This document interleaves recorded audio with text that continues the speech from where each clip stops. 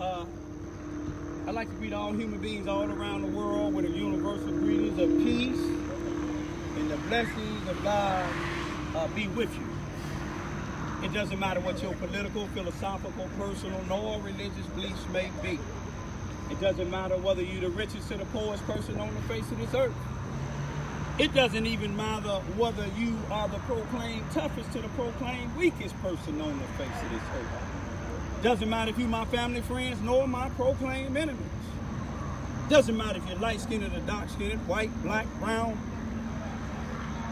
big, small, like we all you all with that same universal greetings of peace, and the blessings of God be with you. The day happened to be July the 2nd, 2021, and it's about 10:01 p.m. This is the second video I'm making for the night. The first one I was honoring my mother and her 91st heavenly birthday.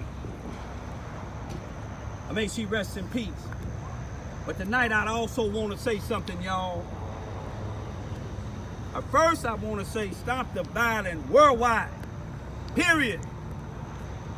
Stop the violence worldwide, period. But now I want to get on a page. You see what I'm saying? That I have to come to the black community because I'm black, and I got to come to the Spanish community because my 3 daughters happen to have Spanish blood in them. I'm asking y'all, I'm praying everybody that has any type of say-so in these black communities where they studied yesterday, shot a 1-month-old baby in the back of the head. Shot a 9-year-old girl in the back of the head. You see what I'm saying? These wasn't white police shooting black kids. These wasn't Ku Klux Klan hanging black individuals. These was blacks killing blacks. Lately they've been killing women and children and elderly people, whether it was on purpose or by mistake. When me and my 2 daughters, youngest daughters, was up in Chicago for about 10 days, we was up there on the day of June the 19th. It was the day before Father's Day, June the 19th, 2021, just this year. And my 3 daughters, by them having Spanish blood in them, we went out. My oldest daughter had her vehicle with my youngest daughter and my granddaughter in her vehicle with her. And they had the Puerto Rican flag, and me and my daughter Queen, we was in my truck, and Queen had her flag, and they was honoring Puerto Rican Day. Puerto Rican parades come the day before Father's Day every year. So coincidentally, Juneteenth had just been signed and approved as a national holiday in the month of June, right before June the 19th. And Juneteenth in the Puerto Rican parade was on the same day. It was a minor fender bender. Minor fender bender. Young Puerto Rican couple, mother and father of little children. The mother was dragged out the car. The father tried to shield him and he got shot. The mother got shot and the father died, but then the mother died in the hospital some days later. We was riding around when that shooting started. Then we decided to go ahead home because they started the shooting. You got to remember, it's a lot of people out in the streets blowing their horns, but it was peaceful besides that, because we went in all neighborhoods. We seen people in the black neighborhood celebrating Juneteenth, the Puerto Ricans celebrating, and it was all good. But then when we got back to my daughter's house, I got a call from my oldest son, who was found hung in his mother, my oldest son, who was found hung in Carbondale on March the 19th, 2021, in the Gaslight Apartments in Carbondale, Illinois, in the 400 block of Oakland Street, on the 3rd floor in the hallway. They claimed suicide, but I say murder. A staged suicide murder.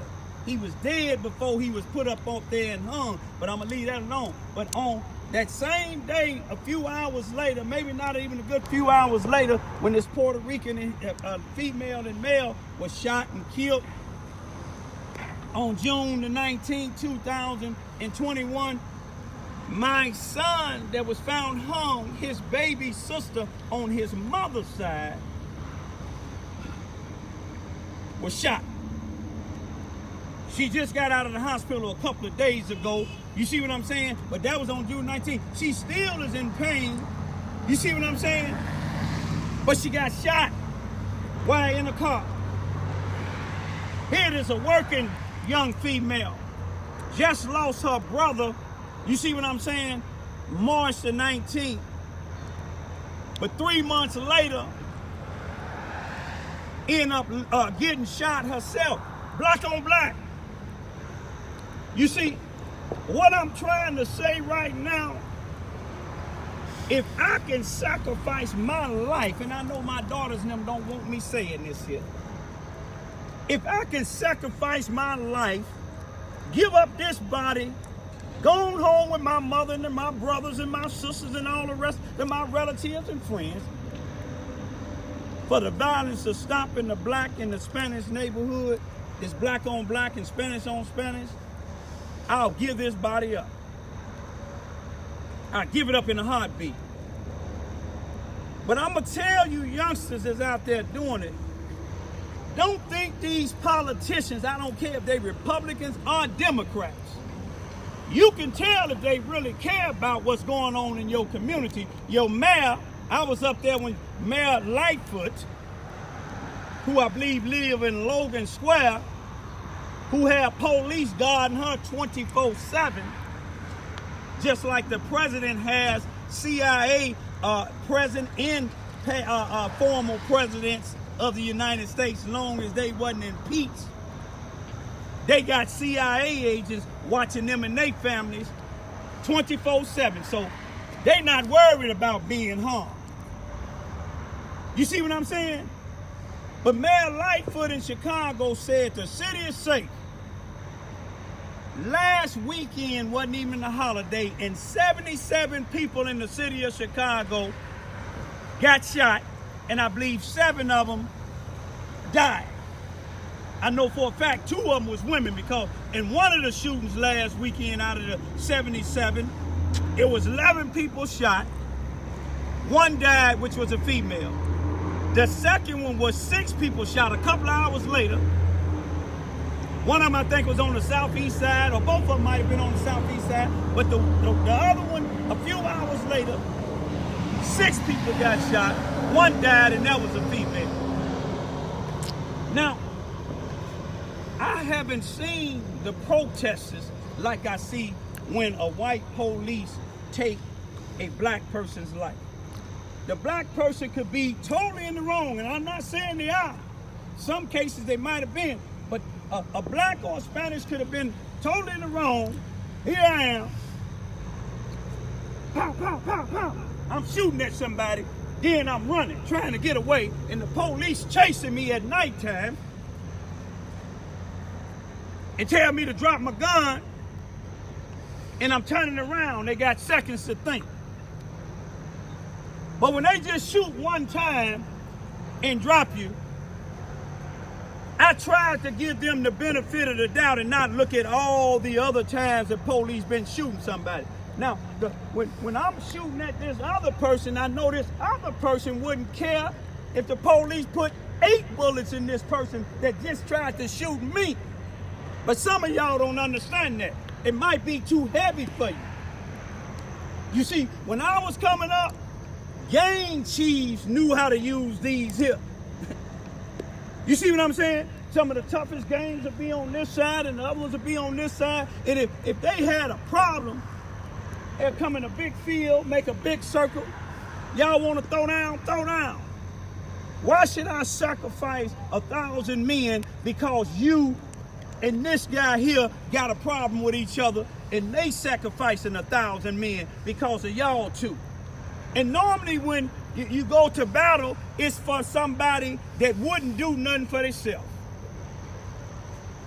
You see, I done did time with real gang chiefs that, I mean, they can throw down. They didn't need shanks. They didn't even need security because they could take care of themselves. Anytime you running around here, letting the window down, shooting randomly, killing kids, that ain't nothing gangster about that. Nothing whatsoever. Now see, I remember once upon a time when they used to rap, they'd be in front of each other doing this here, doing this here. They wasn't doing all this here. Now see, sometimes some of y'all out there would make somebody angry enough when you shoot and kill their child, you would make them angry enough. And I pray to God that I don't get that angry. I pray to God that my children don't be a victim of this sad madness, ignorance that's going on in some of the black community. But y'all will make somebody want to kill your whole family. I encourage y'all out there, when your child or something gets shot and killed, don't go kill the next man, little baby, because that baby didn't have nothing to do with it. And don't think the person that pulled the trigger and killed your child gonna get away with it, because God see it all. God seen the individual that shot and killed my mother's oldest son on August the 3rd, 1977. Shot him in the back 4 times and once in the back of the head. God seen it.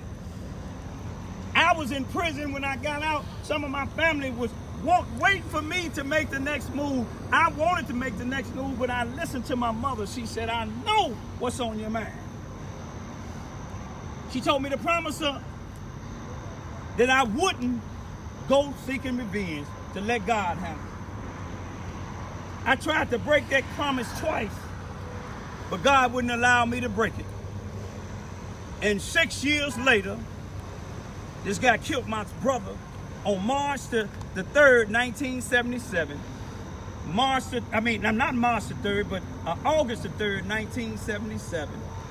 But August the 3rd, 1983, God had changed my life around. I was working on the ambulance, but I wasn't working that day. God allowed me to be right in the area where this guy killed my brother at. And guess what?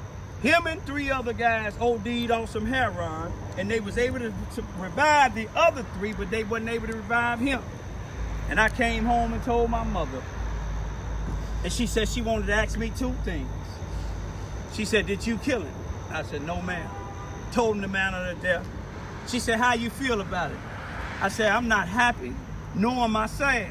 Because I said, neither one would bring my brother alive. Bring my brother back. You see what I'm saying? Now, that was a time when God showed me when I got out of prison that I have changed, because I was ready to go to war while I was inside. But God allowed the parole board to hold me in there long enough until I changed. And I thank God for a brother that finally, I think after 50-something years, a brother named Joseph Hurst, who was my cellie in Pontiac, he brought me around to let me know God gonna take care of what happened to your brother. Don't listen to your friends over the gallery saying, I know you're going to get him when you get out, Raymond. He said, these hands is not hands of a killer. He said, these hands is hands of a doctor. And you know what I did when I got transferred out of there? I went to the Shawnee, from Pontiac to the Shawnee in Vienna Correctional Center, and took up the EMT course and went out there working on the ambulance. Taught it in the inside.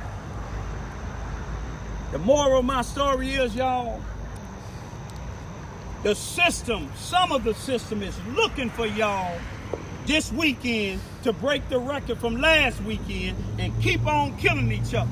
Now, it's some police out there care, but you can bet that Mad don't. If you listen to that guy from Texas, Brown, he don't. You see what I'm saying? Because if they did, they wouldn't be too proud to call in the National Guards. The president, if you can have airstrikes on Syria, protecting the people over there, you can get some airstrikes on these individuals that's out here putting this poison in the black communities and study shooting up and killing us. If you can get the Navy SEALs to go find bin Laden, you can get the Navy SEALs and anybody else to go into these black and Spanish neighborhoods and wipe out anybody that refuse to conform and stop this senseless killing. You got the military background for it. You can stop these drugs, but you get the little local dealers. But yet you letting it come in the country. I'm gonna leave for right now, y'all. Stop this black on black violence. Family and friends, y'all stay safe. If you can carry a gun, get licensed, get your practice. You see what I'm saying? And when somebody comes to your car, get ready to try to carjack you, do your best. Do your very best to make sure they can't carjack nobody else again. Peace be still.